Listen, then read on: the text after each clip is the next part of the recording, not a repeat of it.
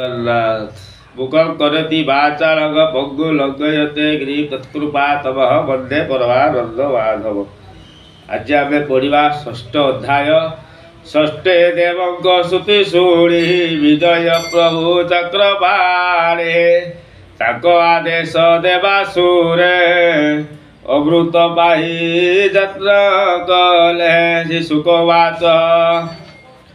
एवते देव स्तुति शुणी शून्य प्रकाश चक्रपाणी सहस्र सूर्य तेज देखी देवे उचिले भय आखि दिगल पारती विचारे केवंते देखिबे श्रीहरि रहिले अंधकार छले चाहिर पारती गगने मध्य जे ब्रह्मा रुद्र थिले टेके अंतरिक्षे चाहिले देखिले विष्णुर प्रकाश शरीर पुरीछि आकाश नील महेन्द्र प्राय दिगे अरुण लोचन प्रकाशे विकच पुंडरीक प्राय कन्या कुंडल बेनिशये तप्त कांचन प्राय वर्ण पीत वसन परिधान श्री ब्रह्मावाच अज निर्बल जे स्वभावे सृष्टि पालन सिद्धि लाभे अगुणे विश्राम तुम्हार वहिबा अमृत सागर अणहु अणु भाव होई सुबाया सुखे जे भजई वहानुभव हे जगते महापुरुष नमस्तुते तुरात संसार धारण एणु अशेष मुनिगण आगम निगमे संवादी विचारी मत्र जग विधि वेद विहिते रवितले भर पवन सुदिश्चले तोहर रूप ध्यान करी भाया गहंती जानती तरी तुराथ आदि मध्यन्ते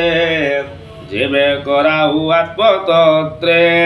जगते आदि मध्य तू ही मूर्तिका घट प्राय श्री भगवान वाच शुण हे ब्रह्मा सबुदेव जेबा करिबु तुम लाभ तुमर श्रेय केउते कहिबा शुण एक चिते असुर कर संगे जाई बस विश्वास भाव होई नाना प्रकार सद्धि कर ओल्हवता चिते हर जावत सिद्ध रहे कार्य तावत मित्र भावे भज अपना कार्य सिद्धि अर्थे शत्रु को भजती जगते सुखवाच एवते देवगणे बही तक्षणे गरुड़ारोही निज भुवने हरि गले भक्त पारिषद तुल्य रुद्र ब्रह्मादि देवगणे निर्बले विष्णुर चरणे सकले होई एक चित बलि भुवने उपगत द्वारे असुर जेते थिले देवगण को निरधिले देव निषेध कथा शुणी असुर कर चूड़ा बड़ी सिद्धि विग्रह जे जानी भलई निज गुण राही देव को छाड़ तुम्हे द्वार कि सभा करिबे विचार एवते बड़ी आज्ञा पाई द्वार छाड़िले भाव बही बलि निकटे देव जाई जय शब्द उच्चे गाई बलि को देखिले आसरे वशिष्ठ सुरगणे सर्वसंपद जार तुल्ये किबा उपमा देवा तारे निज शरीर तेज पूजे दिगपालक तेज गजे भगवान वाच काहू बहिबे गिरिवर जे गिरिवर कर से कर पथ बहते गुरुत्तरे पड़िला ताक उपरे चूर्ण हईले महाभारत सकले पड़िला भूमिते शिर चरण ପୁରୀ ପଥେ ପଡ଼ିଲା ମହାଗିରି ଦେବଙ୍କୁ ଦେଖି ଭଗବାନ ତକ୍ଷଣେ ଗରୁଡ଼ ଆସନ ପଥେ ମିଳିଲେ ତାଙ୍କ ପାଶେ ଦେବଙ୍କ ଭକ୍ତି ବିଶ୍ୱାସ करे बंदर गिरी करे देव सुरकु चाहिए अमृत नयने अनाई जीवन देले भावग्राही लागते गोविंदर कर तक्षणे पाइले शरीरर गोविंद एक हस्तगिरी लीलाए निज करे धरी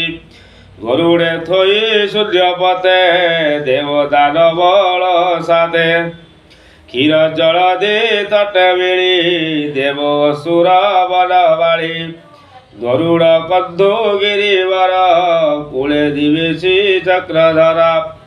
गरुड़ गला निज पुर सुण परीक्षा दुपवर देव असुर कर भाव जदि अमृत उद्भव सुजन एणे चिते कर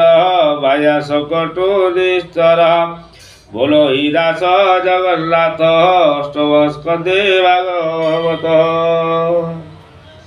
इति श्रीमद्भागवत महापुराणे पारमहंसहितायाः अष्टमस्कन्धे अमृत कत्थन बद्धराचलायन नाम षष्ठोऽध्याय तुमेव माता च पिता तुमेव बन्धु च सखा तुमेव विद्या च विरग तुमेव सर्वं मम देव देव जय जगन्नाथ जगन्नाथ आज आमर षष्ठ अध्याय सरीगला काली के आम सप्तम अध्याय पढ़ा काली है पूर्णिमा अग्नि उत्सव काली भगवान कहली जय जगन्नाथ जय जगन्नाथ।